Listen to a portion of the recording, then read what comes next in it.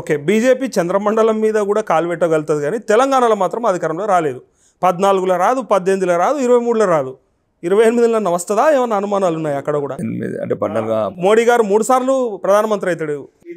ఒక్కసారి ప్రజలైతే మీరైతే ఒక్క ఎమ్మెల్యే, 3 ఎమ్మెల్యేలు, సరే అది నేను తప్పు పట్టట్లే, ప్రజల్లో ఉన్న వాదన చెప్తున్నా. ఎందుకు బీజేపీ వైఫల్యం చెందుతా ఉంది రాష్ట్రంలో అనేది ఫస్ట్ ప్రశ్న. దాని ద్వారా వస్తున్నాయి ఇవన్నీ. అంటే దాన్ని ఏ రకంగా తీసుకుంటాం అనేది ఒకటి.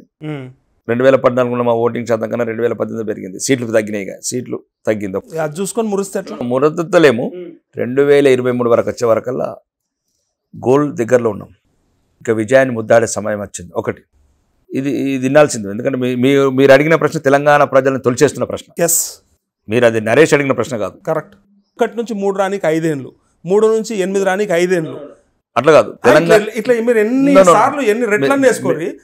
మీరు రావాలంటే ఖచ్చితంగా అది మీరు తెలంగాణ ప్రజలు మదిని తొలిచేస్తున్న ప్రశ్న. ఆవేదన చెందుతున్నారు చాలా మంది దేశభక్తులు. ఈ ధర్మం ప్రమాదంలో పడ్డానుకున్న కోరుకునే వాళ్ళు, హిందువులు లేకపోతే ఇంటలెక్చువల్స్. మేము భరించాల్సిందేనా ఒక నియంత లాంటి పరిపాలన లాంటి ఒక కుటుంబాన్ని? లేదు అబద్ధాల కోర్లు దేశ విచ్ఛిన్నకర శక్తులైన కాంగ్రెస్ ప్రభుత్వాన్ని ఎన్ని రోజులు అంటే మేము సరిగ్గా లేక జరిగిన విజయాలు అవి. కానీ ఇప్పుడు తెలంగాణ ప్రజలు నిర్ణయానికి వచ్చారు. అంటే అది మొన్నటి ఎలక్షన్లో ఏర్పడ్డది. మొన్నటి ఎలక్షన్ ఎంపీ ఎలక్షన్లో కొంత కనపడ్డది.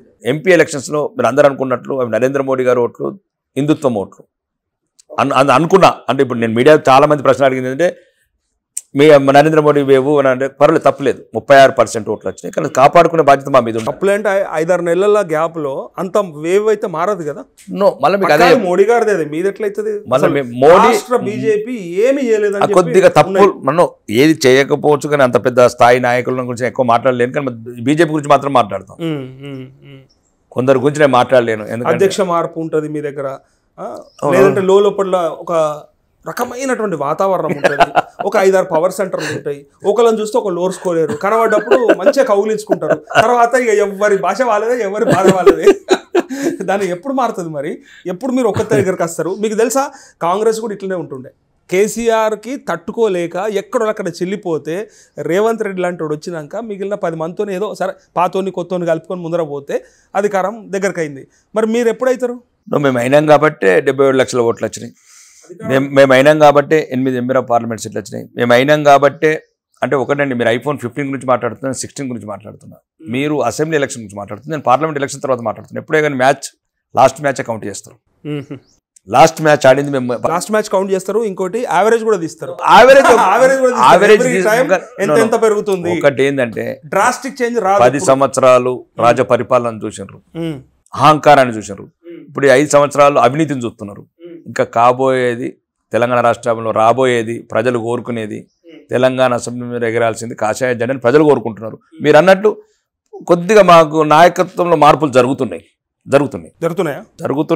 త్వరలోనే రాష్ట్ర అధ్యక్షుడు కూడా డిక్లేర్ అవుతాడు. త్వరలో అంటే ఇంకా అంటే కొద్దిగా మాకు ఒక సిస్టమ్ ఉంది. అది ఒక రాష్ట్రం గురించి ఫామ్ హౌస్లో పెట్టిన పార్టీ కాదు, ఇదేదో కప్పాలు కట్టే పార్టీ కాదు. ఇది ఒక దేశం గురించి, దేశం గురించి, ధర్మం గురించి ఒక ప్రాసెస్. మాట్లాడితే ఎట్లా? ప్రజలు ఆదరిస్తే అది ఏదైనా ప్రజలు చాలా చోట్ల 19 రాష్ట్రాలు ఆదరిస్తున్నారు. ఆ 3 రాష్ట్రాలలో ఉన్నది, అది కూడా కర్ణాటకలో అయిపోతుంది. ఇంత హిమాచల్ ప్రదేశ్లో ఉంది. ఈ 3 రాష్ట్రాలకి వెళ్ళి తీసేస్తే విముక్తి భారత్ కరేగా కాంగ్రెస్ కైసా కోయి బాత్ నయ్యే. మీరు అనుకున్నంత ఏం పెద్ద పని కాదు. ఉన్నది 3 రాష్ట్రాలలో, అది కూడా తుమ్మితే ఊడిపోయే ప్రభుత్వాలు ఇవి. రాష్ట్ర బీజేపీ అధ్యక్షుడు రాకేష్ రెడ్డియా, ఈటల రాజేందర్, వెంకటరమణారెడ్డియా, ఏలేటి మహేశ్వర్ రెడ్డియా, ధర్మపురి అరవింద, ఇట్లా ఒక 5-6 పేర్లు వినిపిస్తా ఉన్నాయి. ఎవరైనా రాకేష్ రెడ్డి మాత్రం కాదు. అయ్యో, గంత పెద్ద మాట. మీరు కావాలని కోరుకునేటోళ్ళు చాలా మంది ఉంటే, ఇలాంటి వాళ్ళు అయితే బాగుంటుంది అనుకుంటే, బండి సంజయ్ తర్వాత ఆ చరిష్మా ఒక రాకేష్ రెడ్డికే ఉందంటే నేను అనేది ఏంటంటే నాకు నా స్థాయి తెలుసు. ఫస్ట్ పాయింట్ స్థాయి అనుకుంటారా? ఇష్టం లేదా మీకు? ఇష్టం అనుకుంటారా? దేశం గురించి దేశకిలే జాన్ దేనికిలే రెడీ మోస్తారు. మీకు ఇస్తే మాత్రం మోస్తారు. అవకాశం వచ్చినప్పుడు నన్ను వద్దని చెప్తాను. అది వేరే ఇష్యూ. నేను ఒకటి ఇష్యూ కాదు, అదే సబ్జెక్టు. కొన్ని రాజకీయాలు ఏముంటాయంటే తొందరపడి ఒక కోయిల ముందే కూర్చుంది అన్నట్టు ఉండదు పదాలు. కోయిల ఎప్పుడు కోయాలో అప్పుడే కోయాలా, లేకపోతే కోయిలకు నిలువెత్తు గాయాలు అవుతాయి. నాకు నా ప్రజల గురించి బతకాలని ఉంది, నా ప్రజల గురించి చావాలని ఉంది. దానికి సమయం, సందర్భం, యుద్ధ నీతి, రాజనీతి నేర్చుకుంటున్నాను నేను. కాబట్టి తొందరపడేదో నేనేదో కాదు.